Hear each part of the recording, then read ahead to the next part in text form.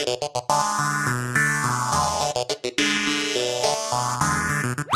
ma'am, good morning. Number na lang po. Ma'am, tanong ko lang po, ang emission valid po for 2 months, tama? May nagsabi siya kahapon, hanggang alas 10 lang daw to. O, hanggang alas 10 lang daw to. Oh no! And we're back mga kapositive, no? Ayan, magandang araw po sa inyo. It's me, Daddy Vlog. Shut up!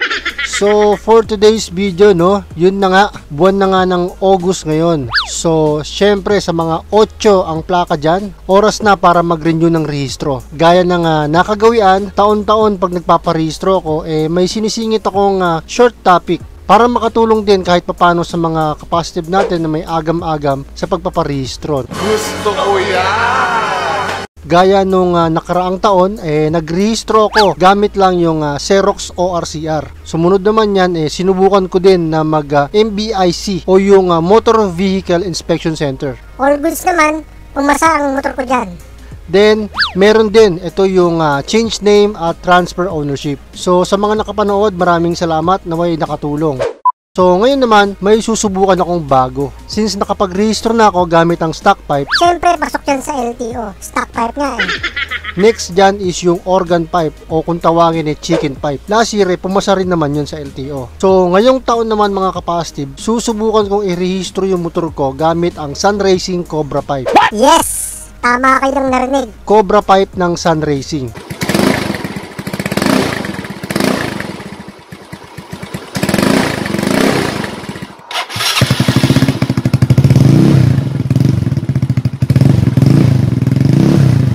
May mga nagtatanong kasi sa akin kung pasok daw ba sa LTO o emission testing. Kahit ako hindi ko rin sure, no? Kaya susubukan ko ngayon mga kapositive. Morning po. Hindi na kayo nagbibigay ng number sa umaga? Dito ka na pagka... Oo, nandito ako kanina eh. Wala na daw number, no? Sige po, salamat. Salamat, Chief.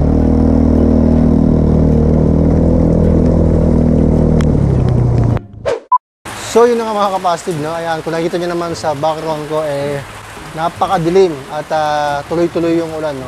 So konti lang nagpaparehistro ngayong araw. Ayan, gawa siguro talaga ng ulan. At yun, pila na lang ako dun sa may emission payment dahil sabi kahapon, pipila daw uli ako para sa numbering, para sa emission mismo. Pero bayad naman ako. Tapos bayad na rin ako sa insurance. Kasi ang atin ko, pwede ba akong magbayad para magparehistro? Tapos bukas na lang ako balik. Nakapagbayad ba kayo dito? Ngayon pa lang. After ng emission testing o smoke test is vehicle inspection na, no? So, konti lang naman nakapila siguro, wala pang mga 10. Ayan, kita nyo naman, konti lang yung motor. So, sana mabilis kasi konti-konti lang, no? A few inches later. Hi ma'am, good morning. Number na lang po. Number na lang. Opo. Ma'am, tanong ko lang po, ang emission valid po for 2 months, tama? Emission. Opo. 6 months. May nagsabi siya kahapon, hanggang alas 10 lang daw to. Kasi end of the month ngayon, kasi kayo mga busan sa hapon, kasi first come, first service. Kahit meron kayong sipo kayo, makukulit naman kayo. Pero valid po siya. 6 months. Okay. Ay, kung bakit sinasabi ni ma'am kahapon natin, cut off yun. Okay. Salamat po.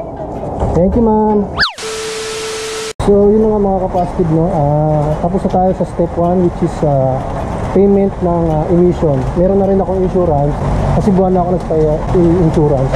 So, yun na nga mga kapositive, no? Very basic lang magrehistro dito sa LTO Sabang. Simpleng 5-step lang yung gagawin para makarenew. Kung magpaparehistro ka dito, dapat dala mo na yung Xerox ORCR mo, 2 copies yan. Kung second hand naman, dala ka na rin ng Xerox deed of sale, in case lang naman, no, nahanapin. Sa step 1, payment ng emission at insurance sa halagang 900 pesos, package na yun. Sa case ko, emission lang yung binayaran ko sa halagang 400 pesos. Yung insurance kasi sa Cebuana ko na kinuha.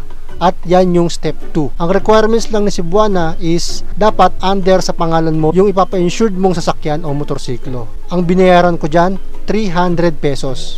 Pag okay na, paid na, step 3 na para sa actual emission smoke test. Medyo kabado kasi nga gaya ng sabi ko, susubukan kong i-rehistro yung Sun Racing Cobra pipe. malaan kung pasado. Kung hindi, uwi ako para magpalit ng tambutso.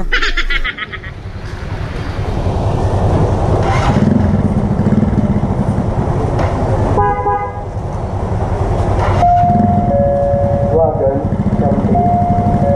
Kaliwa. Limon! Limon! Ano po yan? Limon? Limon? Opo. Okay, bagyalan tayo na. Pre, pakapatay. Pre, pakapatay. Iliburan ka pa, pakilala. Okay. So, yun na nga mga kapositive, no? Ayan, tapos na tayo sa emission testing. Hintayin na lang tayo ng step 4, vehicle inspection. Wala pa kasi si Chip. Then after vehicle inspection, sa loob na tayo. Payment for registration na tayo, no? 15 minutes later.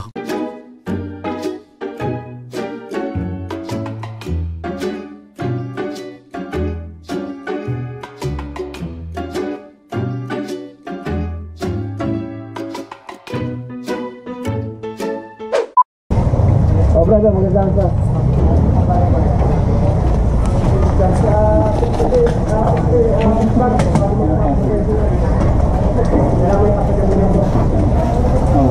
Oh, brother. Report na yan, ha? Opo. Dito na sa Bindoy. Alpha. So yun na nga mga kapositive, no? Pasado si Muymoy sa vehicle inspection at emission testing. In short, no problem at approved sa LTO ang Sun Racing Cobra Pipe. Medyo kinabahan ng very light. Pero all goods naman mga kapositive, no? After sa step 4, ipasa na lang daw sa window A yung mga papeles na hawak ko at proceed na sa step 5, which is payment of renewal para sa official receipt. 357. Pay na lang pong 7 pesos. 20. At eto na nga mga kapositive, no? Payment of renewal, okay na. Medyo sad news lang, no, at na-penalty tayo ng 100 pesos dahil sa late registration. Naalala ko kasi third week of month of August, dapat na-irehistro ko na yung motor ko. Dahil nga busy, ayun, penalty. Pero ganun pa man, masaya pa rin ako, no, kasi nga pasado yung Sun Racing Cobra Pipe sa LTO. Tapos approve pa sa inspection yung nilagay kong LED light sa may top box as signal light niya. Bago ko malimutan, ang mga nagastos ko nga pala sa pagpaparehistro ngayong taon, Without fixer, sariling lakad is 400 pesos para sa emission, 300 pesos naman para sa insurance, at 357 sa latest OR o yung official receipt niya. So mo total is 1,057 pesos. Lahat-lahat na yun, ha. Pero kung walang penalty, nasa 957 lang. Okay. Kaya sa inyo mga kapositive, mas maganda or makakabuti kung 1 month or 2 months before magparehistro na kayo para maiwasan yung late registration at penalty. So sana nakatulong to mga kapositive, no? Till next video, please don't forget to subscribe. kahit wala ng bell button. God bless, stay safe. Peace out.